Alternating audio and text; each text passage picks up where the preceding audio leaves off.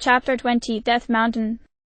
Paya walked across the yard of the ruined home, surrounded by the specters of lives once lived in a quiet kind of peace. So little of the structures were left standing that it was impossible to say, with confidence, what they were supposed to be. Perhaps the roof there belonged to a house, and the smaller space next to it a tool shed, or a cuckoo coop. Whatever buildings had stood here once, whatever lives had been lived, all of that was gone, replaced with the wind and the faint, rhythmic sound of dripping water, amplified dozens of times. Paya wore her stealth armor, rendering her footsteps silent. Despite the air of silence around her, she walked openly through the middle of the yard, where she could be plainly seen from almost any direction. Anything with eyes would have seen how little she paid attention to her surroundings. The sword and shield she held that each gave off a faint golden light. She and Zelda had avoided many on their journey, choosing to forego confrontation if at all possible. Luckily none were present now. Still, she was not alone. The sound of dripping water stopped, and Paya grew very still, looking to the edge of the ruined roof, waiting. She did not need to wait for very long. What peeked around the side of the house could not be described as having a face. To have a face was to present some impression of cohesion, of wholeness, of a natural fitting together of pieces. There was none of that on the head beneath its hood. The thing's eyes were like an image of glowing embers that had been painted onto the front of its skull, permanently turned up in unbelieving delight, and below that were cheekbones that protruded out even further than the lump it had in place of a nose. Its mouth was turned up into a permanent rictus grin, a grin large enough to bite through a hydrumlin, teeth too large to even be used as knives, taking up nearly its entire face. Each of these things, on their own, was enough, but more than that. Just from looking one could not say if its face was fixed on its head. The robes the creature wore suggested that it had a silhouette like a human, but its face only peered out from beneath the bottom of the hood, and its arms protruded seemingly straight out of its temples. The wild fire of its eyes flared as it saw her, and the wizrobe waved merrily, tittering, the skeletal fingers of its hand swaying back and forth like the leaves of a frond. Paya did not wave back, but it seemed undisturbed by this. In its other hand it held an ice rod, and it was on that weapon that Paya's eyes were set. Then it vanished. Where it had been there was only a pressure in the air, a sense of that presence that was not bound by the concrete. The sound of dripping water started again, and with each drop the air rippled like the surface of a pond. One could trace the direction of its steps as it walked through the shadowed realm that stood next to the physical, its magic leaving impressions on the space it passed through. It recoalesced in the air behind Paya, shrieking with gleeful laughter, waving the ice rod above its head as its magic gathered. It pulled back its arm, the rod's cold forming a layer of rime on any surface it passed near, and its expression never changed as it prepared to kill the foolish woman who had wandered into its territory. The fire arrow struck it in the side, and it had enough time to gasp in pain before exploding into vapor. The burst of sound was followed by the heavy thump of the now dormant ice rod falling to the ground. When Paya turned it was noiseless, as much as when Zelda stepped out of the shadows of another building, clad in her own stealth armor and bow in hand. "You're getting much better with that," Paya said, and it was true. She could have been more precise in her timing, killed the wizrobe as it was coming out of its woven space, but this was the first wizrobe Zelda had ever seen, much less fought. Everything she'd done had been based on Paya's less than perfect description of what to expect. Really, she'd done spectacularly. Zelda pulled down her mask, and under she was grinning in the elation of a task accomplished. "Thank you. I was so nervous, I was afraid my hands would shake too much to take the shot." She blew a breath out between her teeth, replacing her bow on her back, but she was still smiling as she crossed the yard. "Those creatures are fascinating, aren't they? All of Ganon's thralls seem able to use weapons, and the Lionel have a deep affinity for a kind of naturalistic magic, but that wizrobe, it seemed like a sorcerer, like it had actually studied the subject of magic." "It might have. The Sheikah have spent centuries trying to learn how their weapons are produced, but we've never found the answer." "Really?" Zelda stooped next to the ice rod, staring at it. "That's very interesting. Then, if my understanding of the Guardians is correct, then ancient Sheikah technology is based on the usage of naturally occurring energies, or at least energies that can be found in the environment, even though they seem to align with the powers of Hylia." Gently she took the weapon up in her hands, and the air of cold it gave off was so pronounced that even at the foot of Death Mountain her breath came out in plumes of condensation. Perhaps wizrobes are drawing on different sources. The energies coursing through this object aren't wholly dissimilar to the energies that nature channels. I wonder if they are somehow related. Paya waited as Zelda turned the rod over in her hands, taking in every line, possibly turning her enhanced senses toward it. There was little else for her to do. When Zelda's mind was turned toward the task of examining something, the gears turning in her skull would drown out the rest of the world. After perhaps a full minute spent in silence, Zelda placed the weapon at her belt, letting it hang on the side opposite of the shake slate. When she got up, dusting her hands off, she had lost that expression of elation. Now she was back to work, ready to march for the rest of the day if the distance required it of her. It wouldn't. The stable was very nearby, but something about that determination, that surety of Zelda's purpose, made Paya feel surer about her own purpose. This was where she was supposed to be. There was a shrine overlooking the abandoned hamlet, and it was there they went first. Behind them, the open spaces were truly silent. Foothill Stable was much like the other stables in the network that spread across the ruined kingdom. That uniformity lent a certain comfort, Zelda thought. The stables were well ordered, oases of rest and relative safety in the vast wilds that had swallowed Hyrule following the calamity. She was looking forward to the rest. Sleeping under the stars was wonderful, fulfilling in a way that she suspected she might have yearned for in her prior life. But there was something to be said for a real roof and a real bed, when one could have them. She was sure their horses would appreciate the shelter. A woman of age with Paya and Zelda was sweeping the ground in front of the stable, though when she heard the approach of who she looked up. Zelda could not have said what it was in their appearance that made her grin that way, but she returned the smile as best she could, raising her hand in greeting. Paya did not respond to the woman. Her attention was turned elsewhere, taking in the environment and the state of the stable and the places where shadows lay thick. "Welcome to Foothill Stable. My name's Gale."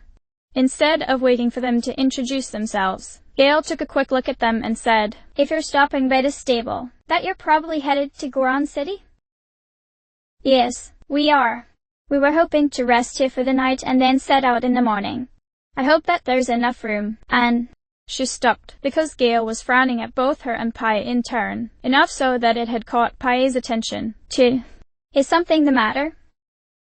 Gale showed her teeth, not quite tutting but coming close. "Are you really going to Goron City dressed like that?"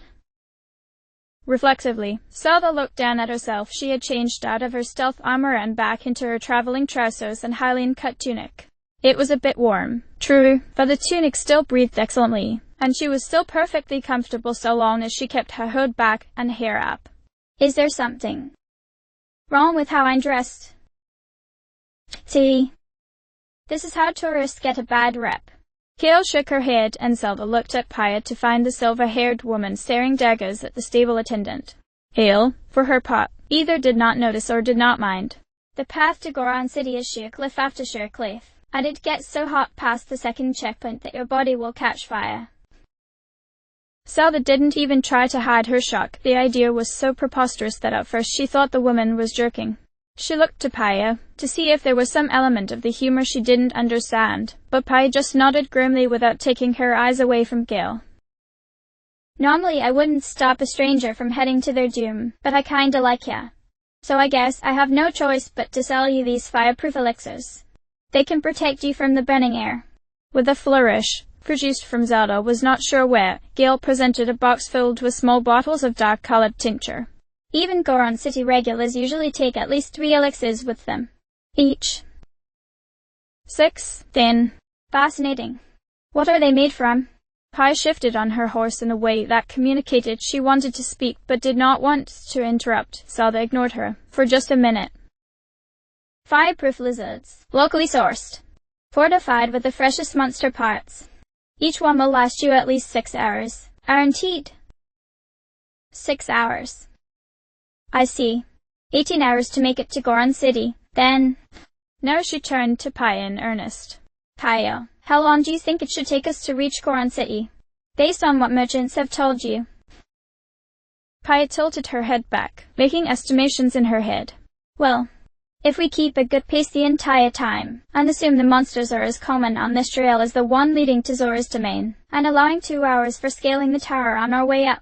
She must have assumed they would slay every monster on their way up, or at least Zelda hoped that's what she was assuming. She intended to make the roads as safe as possible for other travelers, however temporarily. 15 to 18 hours. if we use our paragliders to save time when descending from the tower. Then, much lower, so only Zelda could hear her, though it was obvious to anyone looking that she was only being discreet up to a point. Zelda, I must protest. We have no reason to pay for elixirs when we can make them ourselves. Just as low. It's good for the local economy. Hiya. That wasn't true. Well, it was true, but it wasn't why Zelda was doing this. But Pi didn't need to know that. Then, turning back to Gale, how much are they? It's 60 rupees for one, 110 rupees for two, and 150 rupees for three. Buying in bulk pays off here. That seems like a good deal. It will be 270 rupees for six. Then? The shadow that passed over Gale's face communicated exactly how perfectly she'd read Zelda's reasoning. No, that would be 300 rupees. They're sold in sets of 3. Ah, so that was the grief. Then, Zelda scowled down from her horse, then dismounted to stand on level with Gale. Pi did not dismount, only watched the proceedings. Do you mean to say that you would charge me 40 rupees for the third elixir, because it is better to buy in bulk, and then ask me to pay 60 rupees for the fourth? Now the shadow had become a genuine scowl, tinged with the sense that she was losing the sale. Yes, they're sold in sets of 3.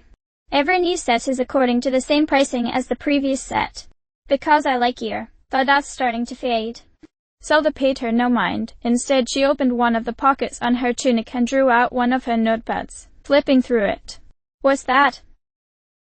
Oh, this. It's where I keep my notes on elixir making. First the table of contents, now to the appendices referencing the effects of different monster pots. You said 6 hours of effect. What parts go into your elixirs? That. Oh. Trade secret. Assuming you're using readily available ingredients in addition to the Lizzos, then. Chacha jelly? No, they're not common enough in this area. I'm guessing you're not fighting moblins. 6 hours of effectiveness. I'm going to guess 3 bokoblin horns. This was not a guess, but that not a guess was confirmed by the widening of Gale's eyes. I thought so. The effect of monster keratin is uniform across different species, so you would want to use the cheapest part available, not to mention the one that's least dangerous to acquire for yourself. I don't suppose you do acquire the horns for yourself. Probably easier to buy them from travelers. And the going rate for those is 3 rupees per horn if they are in good condition. Hold on, you think these are easy to just throw together like that? Catching a fireproof lizard takes practice and skill.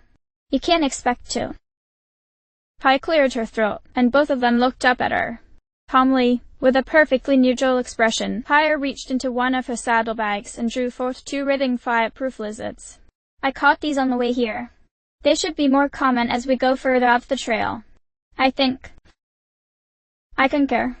They probably evolved their fireproof qualities because it is harder for the natural predators to thrive in the extreme heat of the mountain, so it should be safe to assume they will be more plentiful as we go into their preferred environment.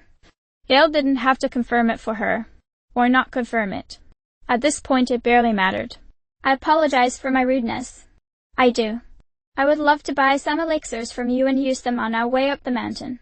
But your pricing isn't consistent, and with the bokoblin organs we have, we could prepare 2 elixirs that will last us for 15 hours apiece, at absolutely no cost. I suppose you could. Quite. Now, obviously one would want to sell these elixirs at a price above cost, and one must also allow for the value of labor. Still, I cannot help noticing that the third elixir costs 40 rupees. Shall we start from there? The air was not that warm, but Gale was visibly sweating. The next morning, 6 elixirs wealthier and 240 rupees per, Zelda and Pi set out from the stable together.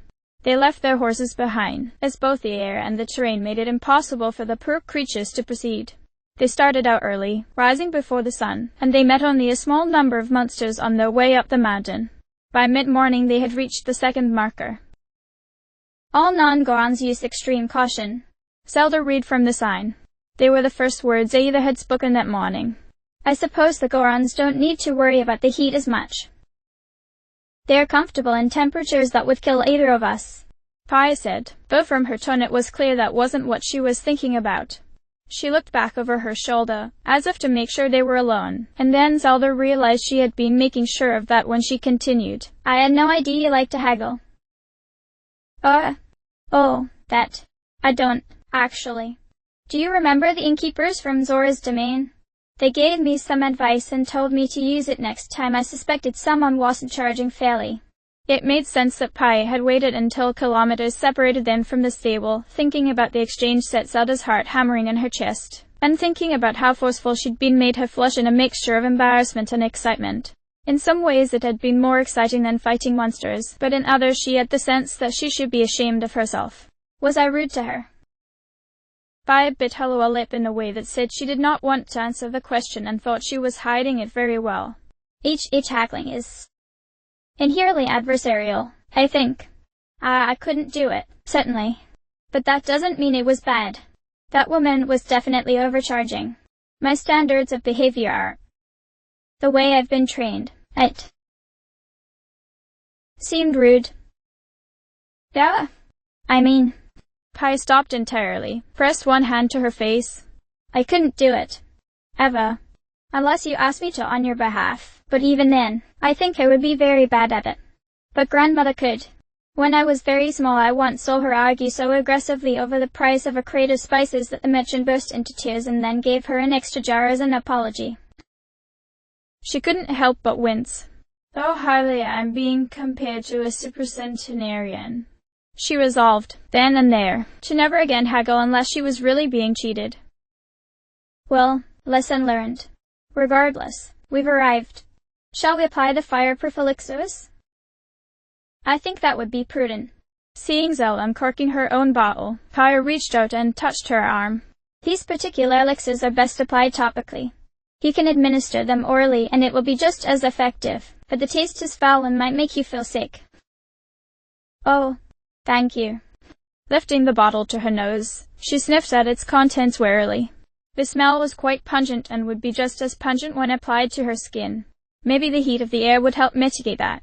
Better my skin than my breath, I suppose. Do we need to prepare our clothing?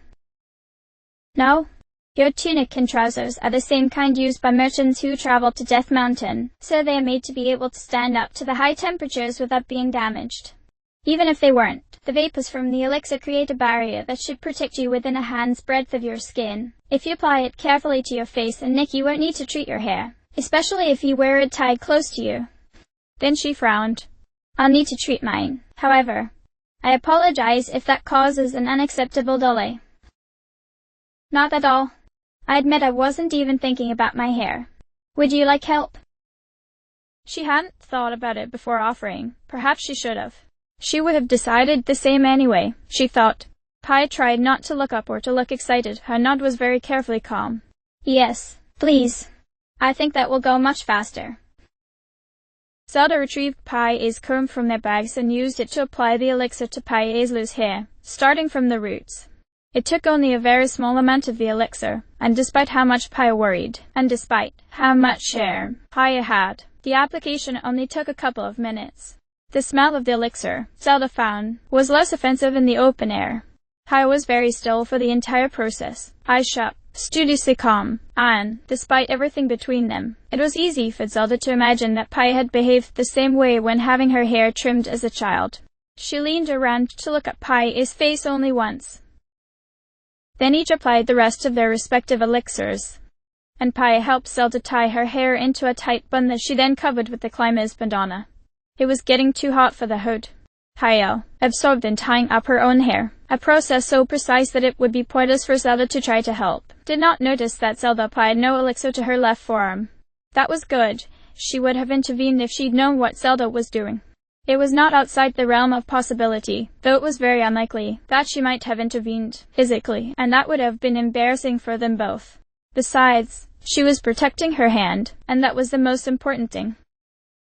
Gale had not been joking when she described the path up Death Mountain as a series of sheer cliffs. Any merchants traveling this way must have been strong indeed, Zelda thought, to haul their wares straight up the cliff face that was just beyond the second marker.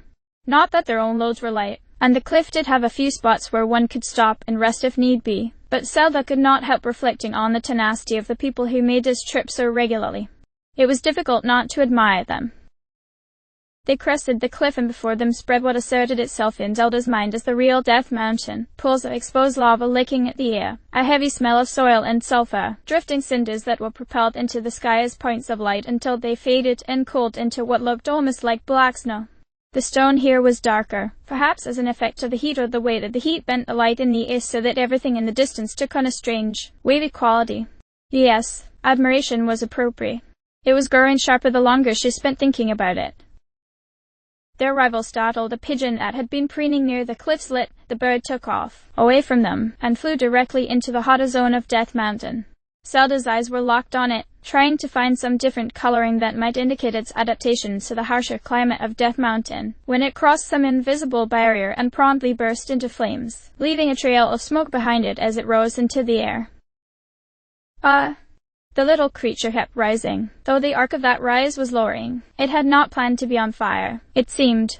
Zelda reached out with one hand as if to grab hold of it from a dozen meters away, which she would later reflect was purely reflexive, and also the entire reason that her arm caught fire where Paya could see it.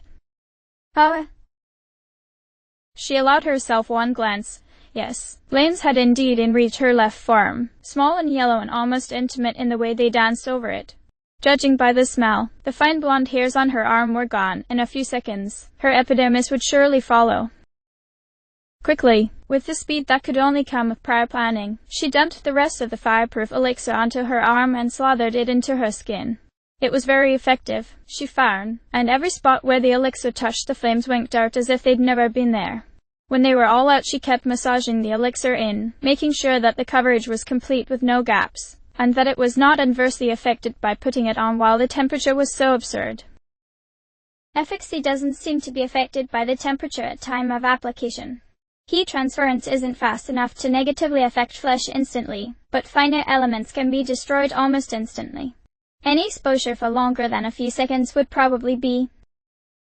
She realized Paya had seen the whole thing, looked over at the other woman. Paya's eyes were wide and glaring and horrified and enraged all at once. Bad. She grinned, tried not to look sheepish, probably failed.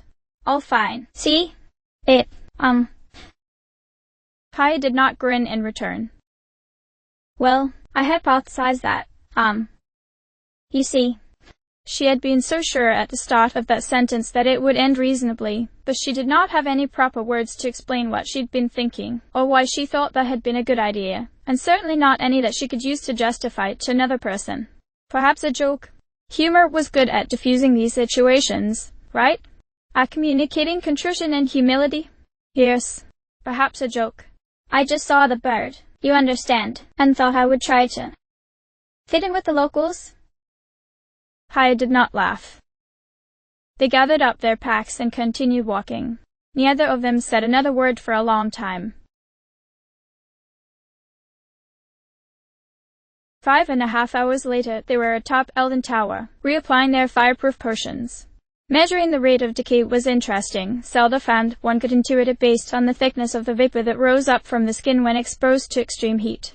Someone who used it very often could probably give a very precise estimation of how long a given coating had left before it faded entirely. As she applied the elixir to Paya's hair, she could see the places she had yet to touch, not by discoloration but by the thickness of the vapor. It made the job very easy, if one was thorough and observant, which she did not feel. The silence between them had lasted for longer than any waking period since they'd met. It had persisted through the explosions of fire chews, through pitched combat with moblins and bokoblins, through shooting down a heat-resistant pigeon and finding the meat nicely seared by the time they reached the body, which had been the basis of a filling, if bland, lunch. Even the reapplication of the elixirs had been done in silence, Zelda taking her cue to get started from Paya. It was getting to her, not the fact of the silence itself. She had walked in silence for days after leaving the plateau, but the fact of her offense hung around her neck like a weight. I'm sorry, she said, drawing the comb through for the last time. Paya looked back, already sheepish. No, don't. You're not allowed to feel guilty for my apology. It was a foolish thing to do, and I'm sorry that I did it. I'm sorry that I didn't tell you about it. She packed the comb away neatly in Paya's bag as the other woman began to tie up her white hair. I didn't believe it, I suppose, that air could just cause one to combust. It seemed preposterous. So, I wanted to see it for myself, even though I knew people had to protect themselves from it. If I hadn't experienced it for myself, it wasn't real. There. That put it all out, didn't it? The whole ridiculous process. So that's why I didn't tell you I was planning to set myself on fire. I thought you would prevent me from finding out the truth. I would have, Paya said, but it wasn't an admonishment, not really, and Zelda tried not to sigh in relief. Satisfied with the state of her hair, Paya turned to look back at her, not rising just yet. I was very frightened. I thought you'd been hurt. Even her frown was sheepish, and that twisted Zelda's guts into a knot. That's why I've been so quiet. I guess I'm still processing that panic. I didn't want you to think I was angry with you, but I was angry. Maybe not at you, but generally. Silence. There wasn't much to say. Then, Paya's frown slid away, and her mouth quirked. She did not grin. Zelda was not sure she'd ever seen Paya really grin in amusement, or if she was even capable of laughing without being embarrassed of it, as she got back to her feet, hoisting her pack. Did you learn what you wanted? Oh, yes. I learned what burning hair smells like. That got a snort, followed by Paya instantly hiding her face behind her hands, trying to pretend it hadn't happened.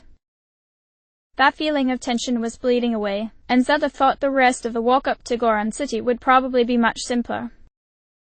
As if summoning trouble with the thought, she heard a scream in the distance. She got to her feet, but Paya was already standing at the edge of the platform, leaning far out to take in the mountainside.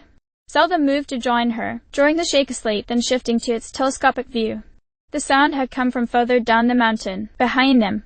Fixing the path in the viewfinder, she traced their own steps, setting the aperture to focus on the place where the footpath rounded a corner and out of sight.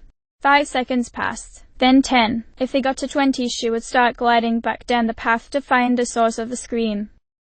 Then a man, clearly a merchant with his heavy backpack, scrambled around the wall and came running up the trail. He was running all out, clearly seeking to escape something, his pace slowed not at all by the weight of his load. He had a shield in his hand, but no weapon. Had he lost it? Behind him, at a run that easily kept pace with their quarry, were 3 assassins of the Iga clan. Zelda, wait! But she was already leaping from the tower, paraglider in her hands, and the wind and the heat whipped Paya's words away. Perhaps Paya tried to call out to her again. If she did, then this entreaty also went unheard. Think. Based on the speed he's running, and my rate of ascent, assuming he keeps to the main path, they don't seem to be gaining ground on him. Are they simply running him to exhaustion, so he's easier to kill?